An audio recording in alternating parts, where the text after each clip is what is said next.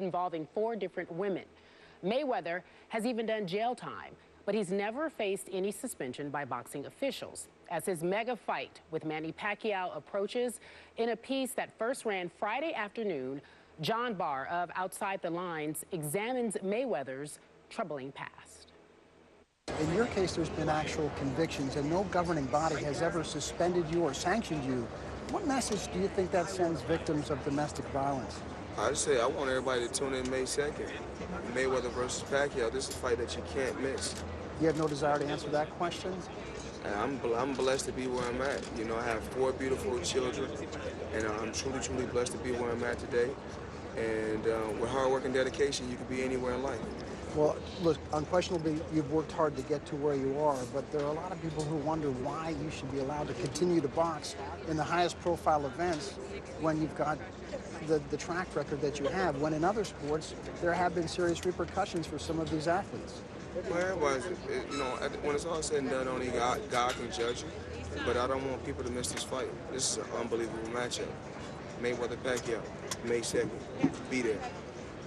As John Barr mentioned, he has worked hard to get to where he is, but once again, in my view, Mayweather refuses to answer the question and is completely dismissive when he is asked about his history of domestic violence. Skip Bayless, your reaction? Stephen A., my reaction, and Carrie, my first reaction was, once again, this was an extremely thorough and enlightening and ultimately troubling story done by Outside the Lines.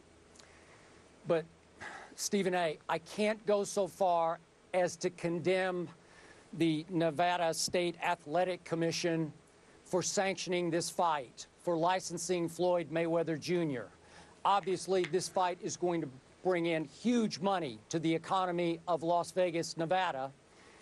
And in Floyd's defense, he did do his time. He served 2 months in 2012, and since his release, he has been allowed to fight 4 times at the very site that we will be at for our shows, and then obviously for the fight on Saturday night, the MGM Grand in Las Vegas.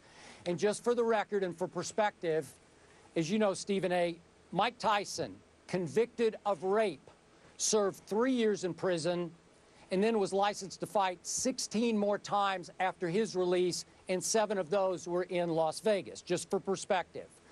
In John Barr's piece, the great Thomas Hauser, brilliant boxing writer who did the definitive Ali bio in the early 90s, says that the media has given Floyd a pass. And I will agree with that. That is very true, Stephen A. Smith.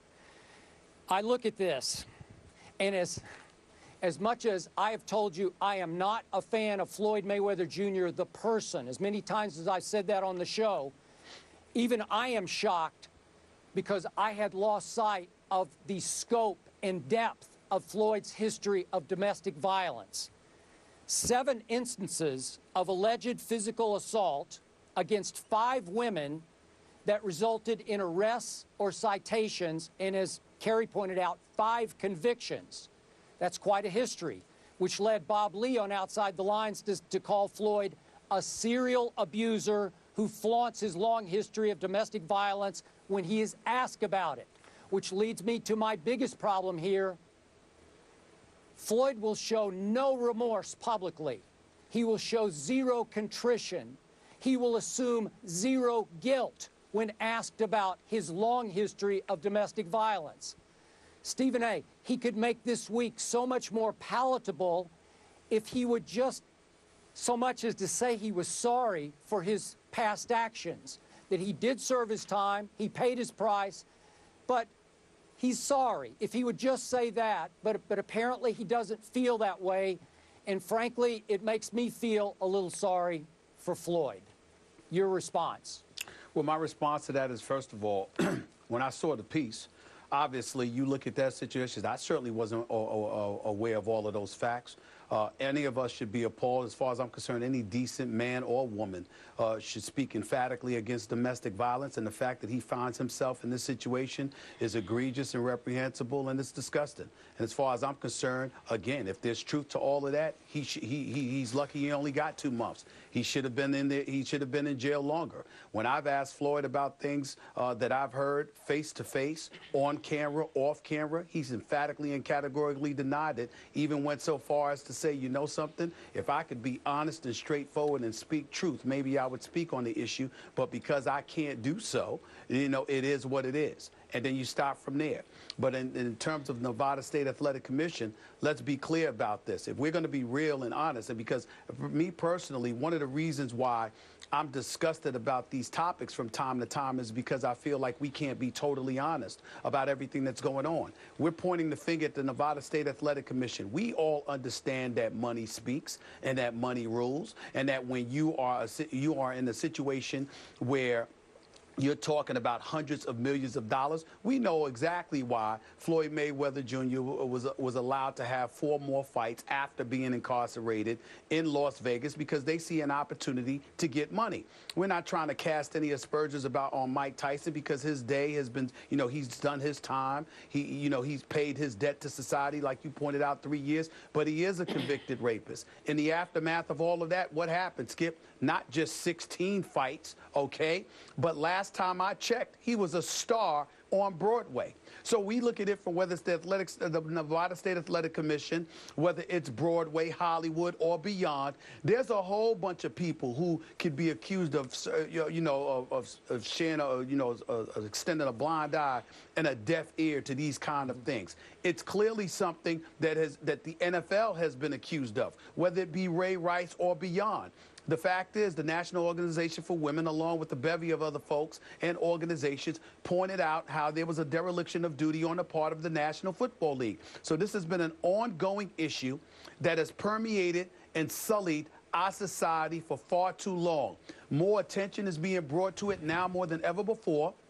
It's right that it is occurring, but at the same time that we're saying this, as a show, as a network, where are we going to be this week? Where's HBO going to be this week? Where's Showtime going to be this week? Where are all the sports fans going to be looking at? They're about to charge, going from $49 or $59 to anywhere from $90 to $99 for pay-per-view, and they're still expecting this to exceed all-time records as it pertains to sales. Why?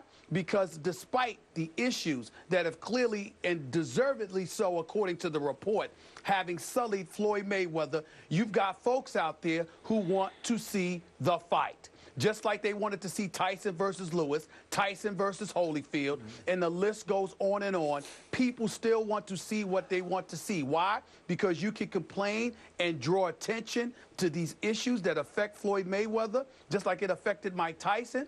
But in the end, once the court of law has dealt with them in whatever way they choose, we ultimately get back to why they're relevant in the first place. They're relevant because as fighters, they're great, and people want to see them, whether it's seeing them win or seeing them get knocked out. That's the reality of the world that we're living in, and we all need to just grow up and own up to that reality, because they could never be who they are in terms of how they affect us as a society if we didn't allow it collectively to happen. But we seem to do that in America and then turn around and wonder why others do it as well. I don't understand that. I hear what you're saying. Obviously, boxing is different from the National Football League because boxing, Floyd Mayweather Jr. in particular, is not governed by a league. He's not sanctioned by one commissioner of one league. He can fight in Las Vegas and Nevada, he could fight in New York, and it's all different. But I hope that post-Ray Rice, because we have all opened our eyes, that maybe boxing can open its eyes going forward and start to look in the mirror. Remember, Floyd was denied a visa back in February because he wanted to go do a promotion, do a tour in Australia, and they said, no, you can't leave this country because of your history of domestic violence. So maybe boxing should take a cue there. I agree, this is all about huge money and huge interest. But at some point, you need to step back and say, should we continue to help clean up our sport the way the commissioner of the National Football League finally saw fit to clean up his sport? I would hope that would happen going forward. But where we part ways on that, Skip Bayless, is that I'm not going to put more of a responsibility on the Nevada State Athletic Commission, Boxing Commission rather, than I would put on Joe Public, the rest of us. If we weren't standing up and supporting, you know, the fight the way that we clearly are, then they wouldn't do it. If we didn't do that with Tyson, then they wouldn't do it. If we didn't do it with the NFL, then they would not do it. The fact is that a lot of this stuff has happened because the industries themselves, whether it's the National Football League, whether it's the Nevada State Athletic Commission, whether the list just goes on and on. When you have a growing public that's sitting there and they salivate towards your product and towards your brand and what you bring to the table, and they don't particularly care in terms of it getting in the way of them seeing what they want to see, then what are they supposed to do? Hollywood does the same thing. To me, I look at it, and it's just like stuff that goes on in the inner city community. We can point to the way a lot of folks act and the way that they conduct themselves, but when it's glorified in Hollywood, when it's glorified in the music industry and beyond, and people are getting paid, what do you expect to happen? Because it's being fed by somebody. If they sat there and put their foot down, then it would be nothing to cheer for. But y'all want to look at Joe Public and just throw that aside? I can't do that. We're all a part of it. We're all a part, and myself included. I'm guilty of it. I'm guilty of it. All right, gentlemen. Yeah, me too. I think we've all been a little hypocritical here. Well, that's the uncomfortable part about covering this. I know that we're learning how to figure it out as we go along, but it has been uncomfortable for us and obviously as a network because we are covering it. At the end of the day, we can't be worried about everyone else. We have to make sure we do what's right for ourselves. Honestly, we can't be worried about Joe Public. Let's leave it there, Stephen A. And still going to the fight. As is everyone else watching it and buying it. Worry about ourselves, no one else. Tim Tebow is the only team to help, is only on